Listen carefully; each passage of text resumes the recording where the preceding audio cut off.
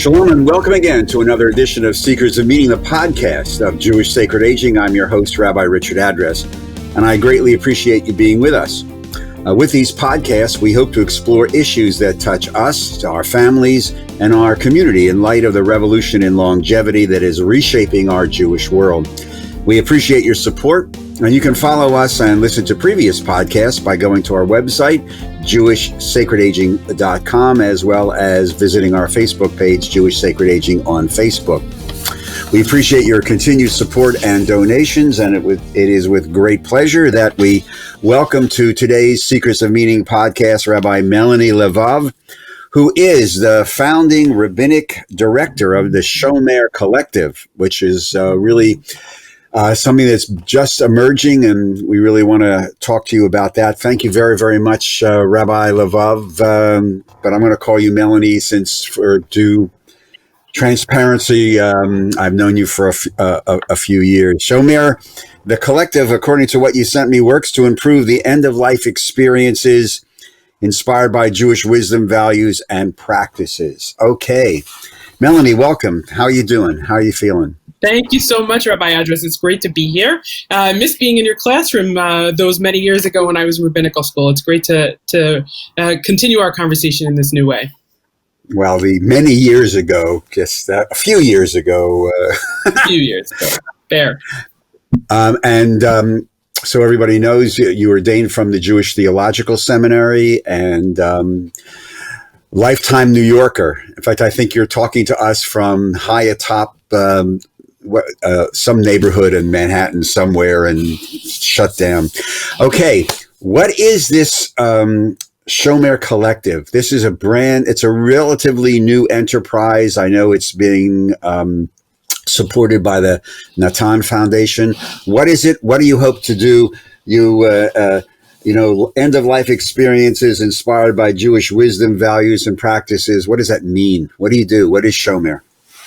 Great. So the mission of Shomer Collective is simple. We are about improving end-of-life experiences for individuals and their families by using the depth of Jewish wisdom and values that our tradition has to offer us. The name comes from and hopes to evoke the image of that person who accompanies at the time of death, when the soul begins to separate from the body, according to Jewish tradition. In traditional practice, we have a shomer, a watcher, a guard who accompanies the soul as it begins to separate from the body. So just as the shomer accompanies the soul of the deceased between the time of death and burial, we, the organization, seek to accompany people on their end-of-life journey to promote a positive experience suffused with Jewish meaning. I'm happy to tell you a little bit about the background, how we got started, since we're just launching this fall. Well, yeah, because really there are numbers of organizations, and we've had some of them on the Seekers of Meaning, Reverend Lloyd from the Conversation Project just recently. Yes. So how are you distinguishing yourself? I know that you're focusing on the Jewish values approach. Yes. And we've had people, and I've worked with Kavod V'Nichum, the Chevra Kadisha group, also steeped in Jewish values and traditions.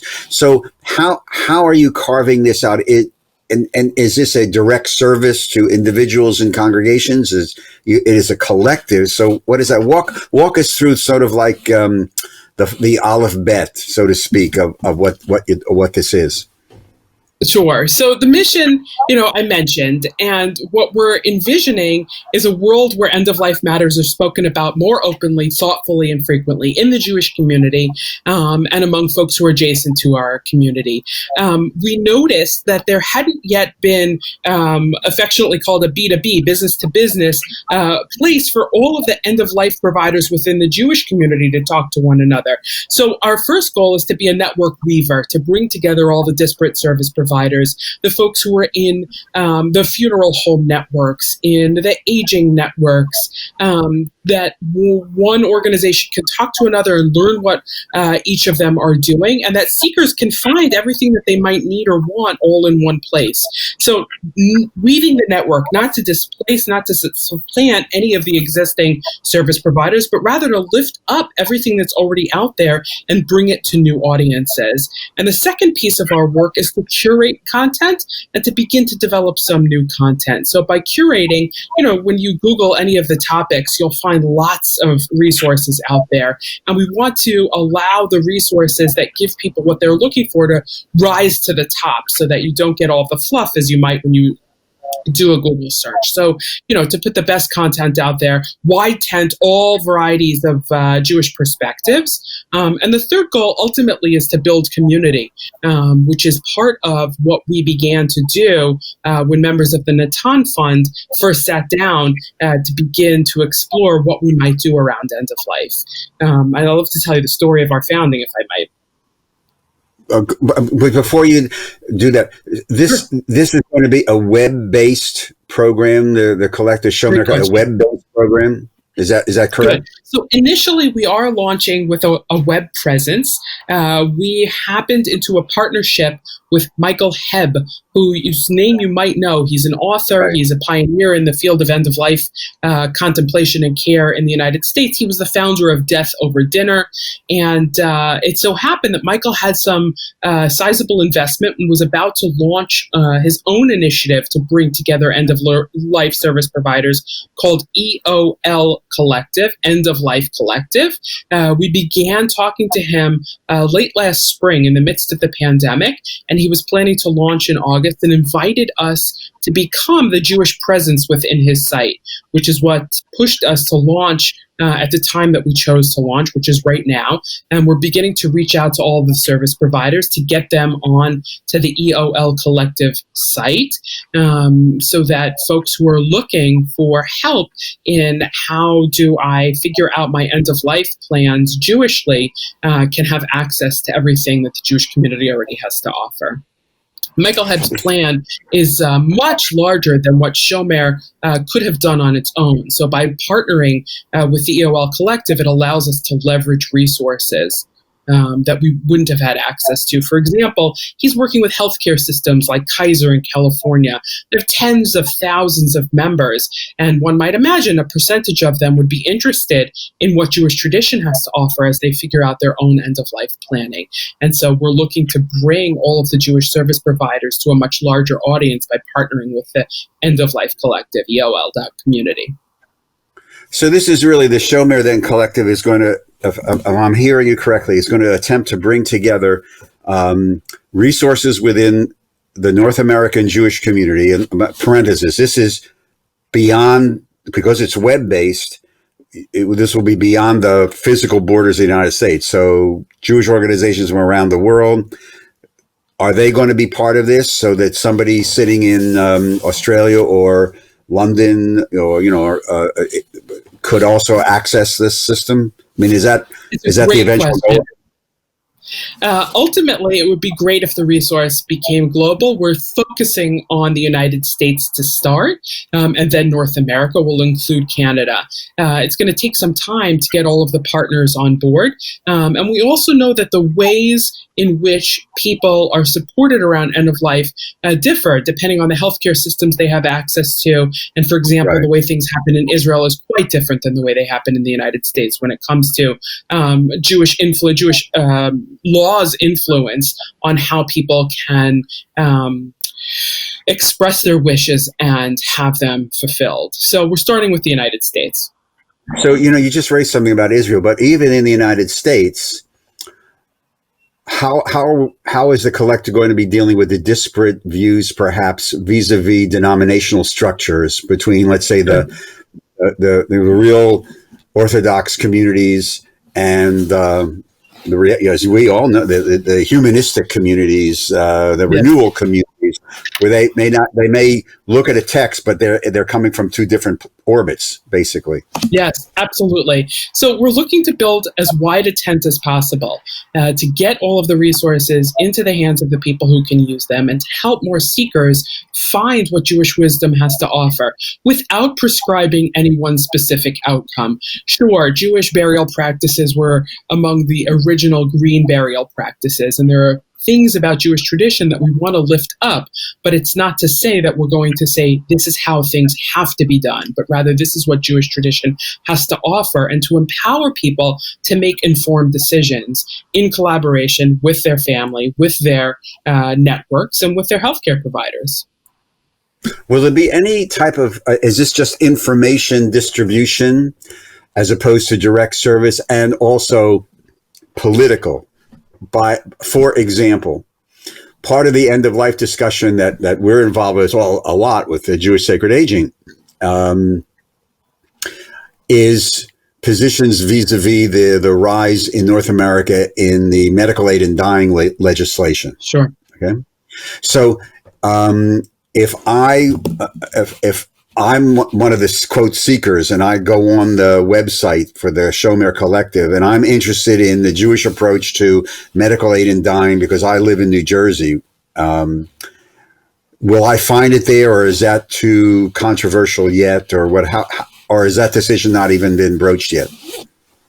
It's something we haven't discussed in great detail, but it's not something I haven't already thought about. And what we will have to offer are access to the variety of opinions about questions like medical aid and dying, so that you might find the response of the rabbinic opinions from all of the mainstream movements who have responded already, many of them, to each state's decisions as more states decide in favor of medical aid and dying, that we want people to have information so that they can decide together with their family, perhaps with their spiritual care providers, about how they want to respond to the options that are available to them. One of the things we know is that there are a lot of seekers who aren't connected to community, who have no rabbi to turn to for an opinion, and there are people who have nobody to appoint as their healthcare proxy. So our goal in building community is to help connect people with others who can help support them on their end-of-life journey. And ultimately, one of the services that will be available is the ability to talk to someone, to be able to seek help. The End of Life Collective right now is setting up, a click here to talk to someone now, and we'd like to be able to do that Jewishly. The End of Life Collective will have access to hundreds of death doulas, folks who are supporting people who are on the end of life journey, or the family members of folks who are nearing the end of life. And Jewishly, we imagine that there may be rabbis, rabbinical students, death doulas, a variety of professionals who have Jewish knowledge, who have the ability to help support people as they begin to explore these questions like medical aid and dying. So I just want to make sure that people who listen to this let us assume, for the sake of argument, that there are a couple of people who will access the website who are not members of a synagogue. A wild assumption. There may be one or two in the United States, and they want to talk to a rabbi because they're facing this. There's going to be a cadre, a list of these individuals, Jewish death doulas, end-of-life experts, colleagues who you can click on and here, I live in this part of the country or this state, and here's a list of 3 or 4 resources. That's part of the ultimate goal. Is that part of the ultimate? That is part of our vision. Yes. It's going to take us some time to get there. We're currently seeking investment so we can devote more time and resources to building out all of the pieces we know will be helpful. But yes, we would like to be able to connect people who as we used to call affectionately, the unaffiliated, to the resources that used to only be available to the affiliated. How are you going to market this?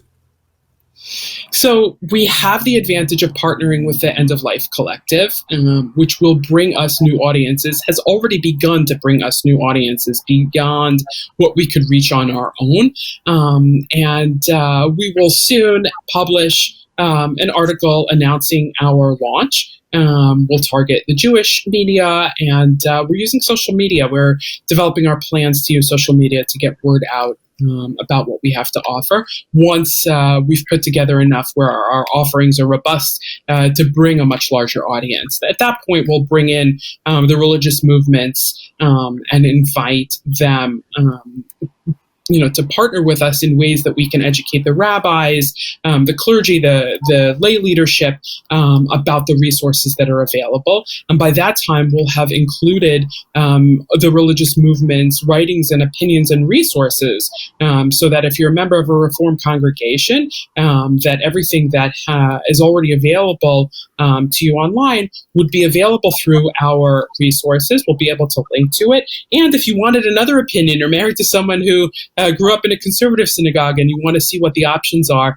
if those are things, those labels are meaningful to you, that you would find it all in one place. So again, we're talking to Rabbi Melanie Levav, the founding rabbinic director of the Shomer Collective, which works to improve end-of-life experiences inspired and buttressed and embraced by Jewish wisdom, values, and practices. This is a very interesting, development, Melanie.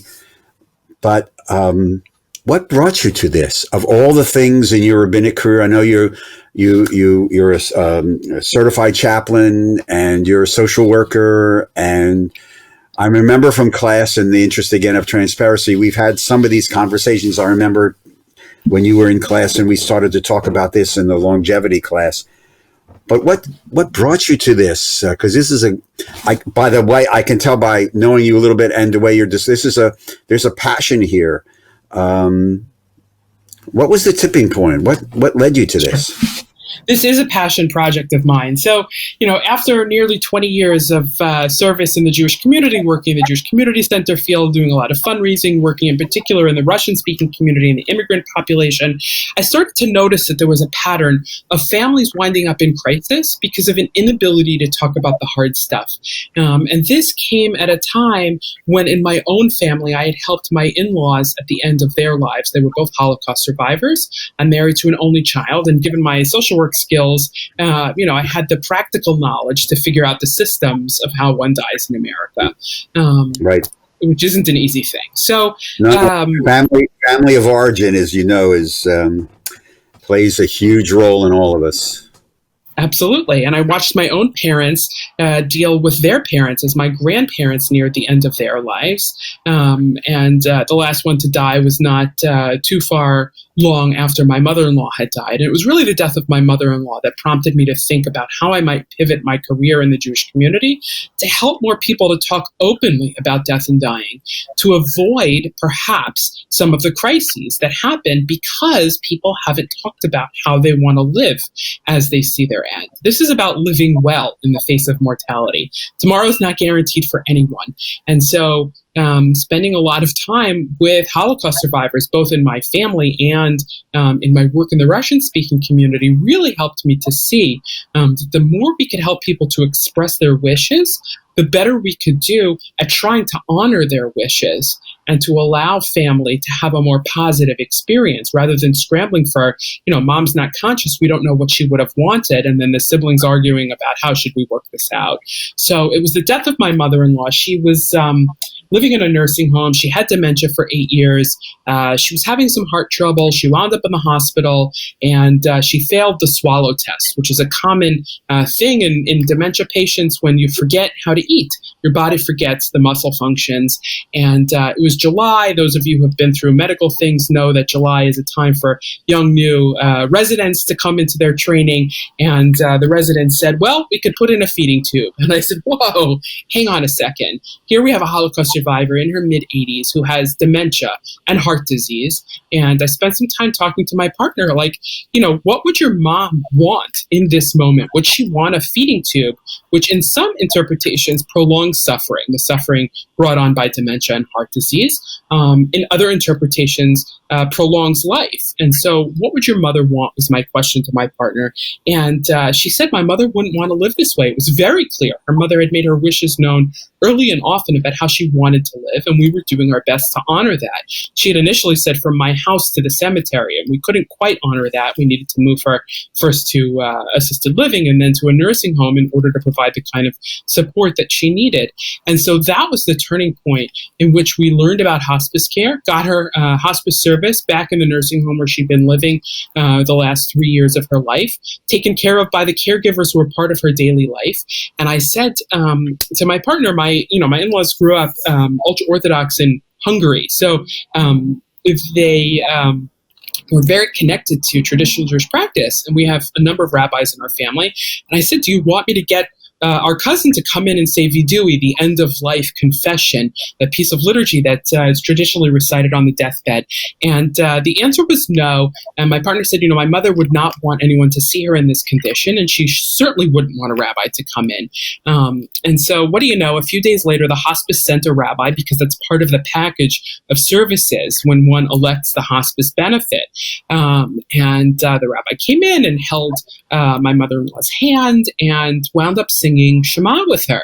And I said, that was kind of like the same thing as doing vidui, because that's the piece of liturgy, declaration of God as one that's core to the vidui ritual. And it really opened my eyes to the ways in which people at bedside had privilege to bring Jewish tradition to the dying and to their families in that moment. And so I started exploring, how could I pivot my career to help more people in this way? And that's what brought me to rabbinical school as a second career rabbi in my late 30s, ordained in my mid 40s.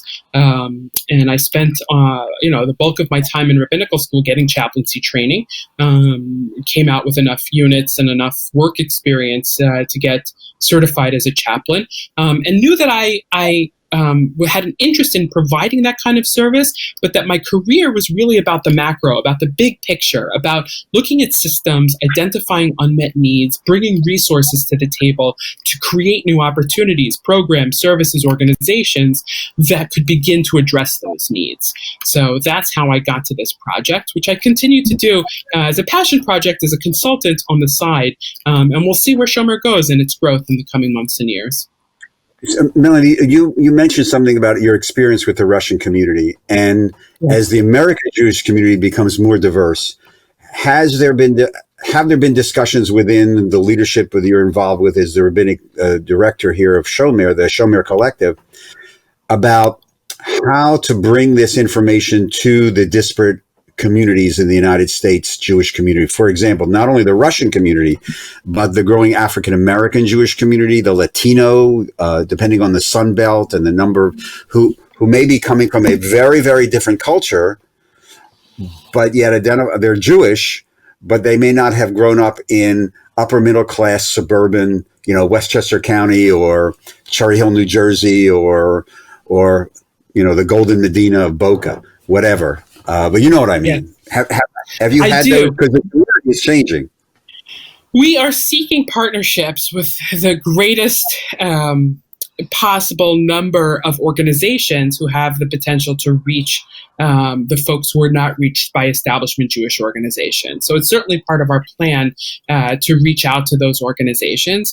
And my work in the Jewish community, in the Russian-speaking community, while I was still in rabbinical school, I knew that the Russian-speaking community had a lot of hang-ups about talking about anything, let alone talking about death.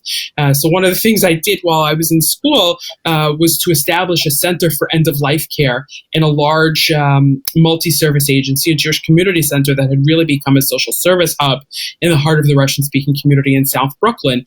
And with the help of the Jewish Federations of North America, who had a grant from the federal government, we got funding, which was matched by funding from New York City, to establish a center for end-of-life care focused on Russian-speaking Holocaust survivors, to educate their children about the need for advanced care planning. Because I saw very clearly that those of us who sit with economic privilege, who know about creating wills and trusts and all of the paperwork that's necessary to set our families up after our lifetime, that poor people weren't doing that kind of planning because they had nothing.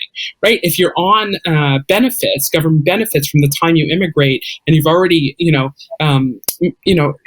reached beyond the years in which you're going to be able to work to have your own assets, it's not to say that you shouldn't have an end-of-life care plan. So working with that community, working with people who are on government benefits in particular, to recognize the need to designate a healthcare proxy, to express your wishes to family, and to talk about what's most meaningful, really helped to open my eyes to the need to do this across all kinds of differences, whether they be economic or country of origin. And it was really it was a privilege to be able to have these conversations with some of the Russian-speaking Holocaust survivors and their family members, to be able to do things differently, so that they had open communication, and they knew when the time came how decisions could be made.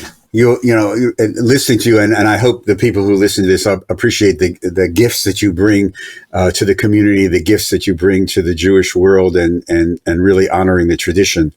And before we start running out of time here on this edition of Seekers of Meaning, you included in this little biographical blurb, there's something that just jumped out at me. I got to ask you this, because you're involved in so many different aspects of the community.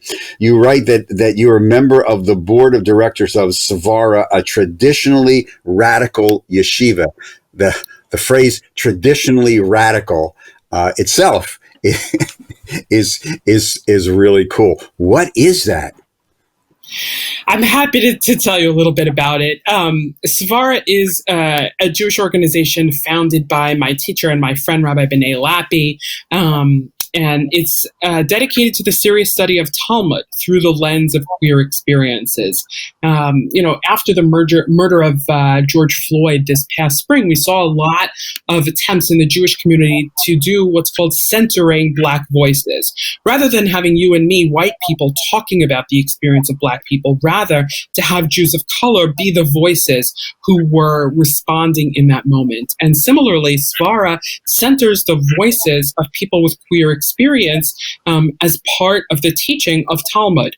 The mission of Svara is to teach Talmud through a radical lens in order to develop compassionate, critical thinking, courageous people who work to create a more just, peaceful, and healthy world. Svara teaches that the work of the rabbis after the fall of the Second Temple was really the beginning of this idea of radically reimagining how we live, and right. So that's the work of Svara.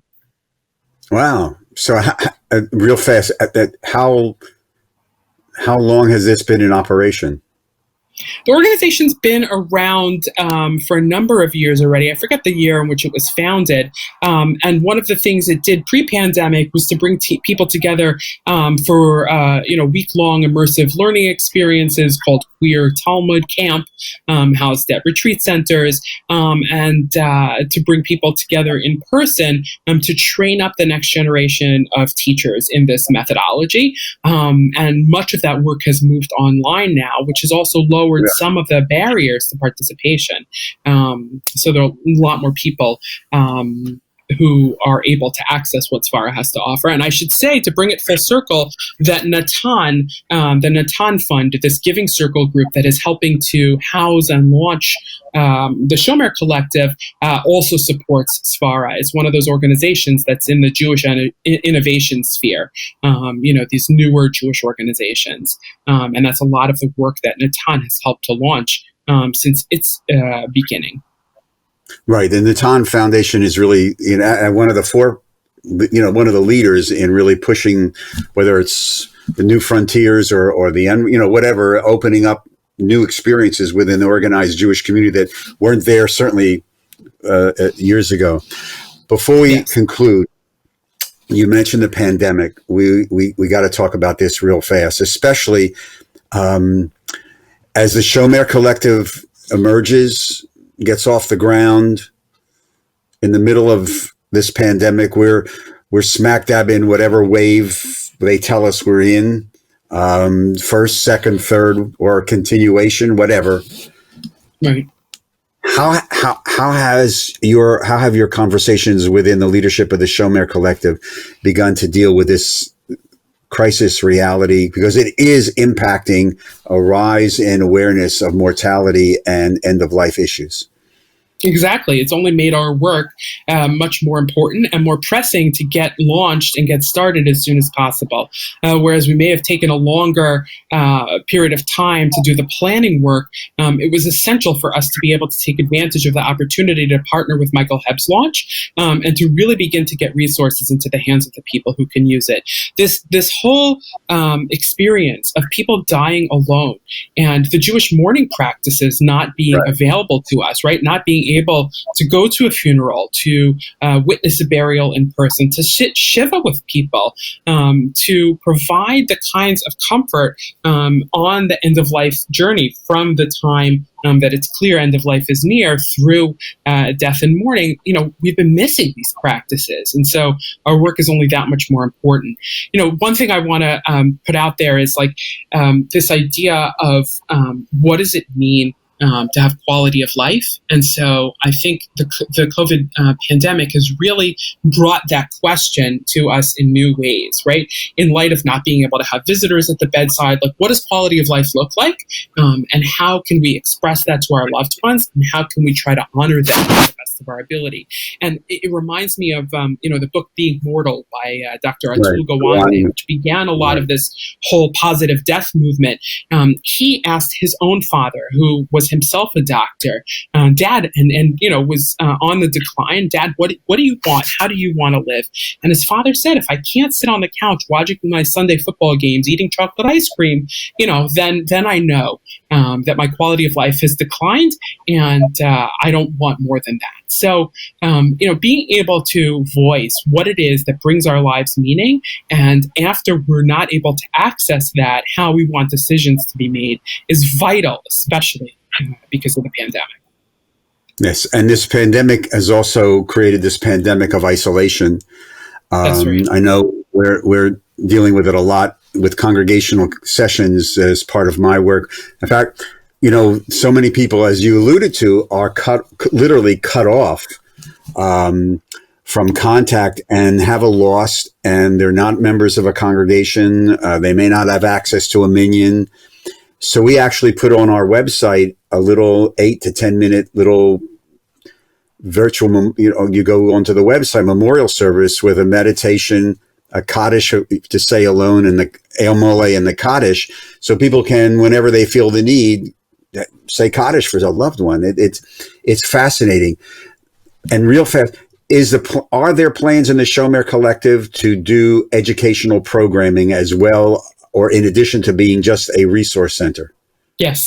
Yes, we are looking to lift up the educational programming available through our partner organizations and beginning to create some of our own. So we just piloted an event last month in partnership with Michael Hebb and Rabbi Joy Levitt from the JCC in Manhattan, who established the What Matters Caring Conversations Around End of Life program, in which they spoke in the week between Rosh Hashanah and Yom Kippur about Yom Kippur as a rehearsal for our death, how they both got into this work, and what they see as the needs. And it was a fascinating conversation with more than 120 people who registered in advance, some who were known to us and many who were new to what Jewish wisdom has to offer. That whole piece about Jewish wisdom, we know, you and I know, because we've studied these texts, that the rabbis imagined for generations what it was like to die. And these stories have fallen out of our conversation in the last 100 years when more people are dying in hospitals and not dying at home. They're not dying in the community. We're not talking about it. But the rabbis guessed what it might feel like to die. And those are the kinds of conversations they had it, that we can teach those texts. We can bring that wisdom back into our daily conversations so that we can begin to imagine for ourselves what we want our own ends to look like, and to do that with our loved ones. In 30 seconds, you now have, here's the easy question, okay? Just give people who may hear this, thinking about this, triggering something about their own mortality, living in isolation. What's the advice that you give somebody? Talk about death early and often. That's the most important gift that you can give to your loved ones and that you can give to yourself. It's really important to talk about not only death, but really it's about life, about how we want to live. Who do you want to be there when your time comes? Where do you want to be? So that people who are able to support you or to find the people who you need to support you, know what it is that you want. Rabbi Melanie Levav, thank you. Thank you, Melanie, very, very much. Good luck with the Shomer Collective, and just take care of yourself. Stay safe, stay healthy, and we'll be back in touch. Take care. Thank you very much. Oh, real fast. If somebody, and we'll put this on the post-production, but if somebody wants to get in touch with the collective or learn more about it, is there a website or someplace that they can? Yes, the website's in development. You've gotten us at a very early stage. Find us on Facebook, Shomer Collective, and go to eol.community and look up Shomer or Jewish, and you'll find us there. Very soon we will have a website. It's coming, shomercollective.org. Thank you so much for asking, and thanks for having me here today. Toda rabah and hatzlacha. To tell all of you, thank you again for listening to this edition of Seekers of Meaning, the podcast of Jewish Sacred Aging. And again, a reminder, you can follow us on the website, jewishsacredaging.com, as well as the Facebook page, Jewish Sacred Aging on Facebook. And again, if you'd like to make a tax-free donation to help further our work, you can go to the website and click on the donate icon, which pops up just about right away. And again, you can contact me at rabbi address at jewishsacredaging.com. These podcasts are recorded at the studios of Lubetkin Global Media in beautiful Cherry Hill, New Jersey. And we give thanks to our genius producer, Steve Lubetkin. Again, thank you for being with us. We look forward to greeting you on the next Seekers of Meaning, the podcast of Jewish Sacred Aging. Todah and Shalom.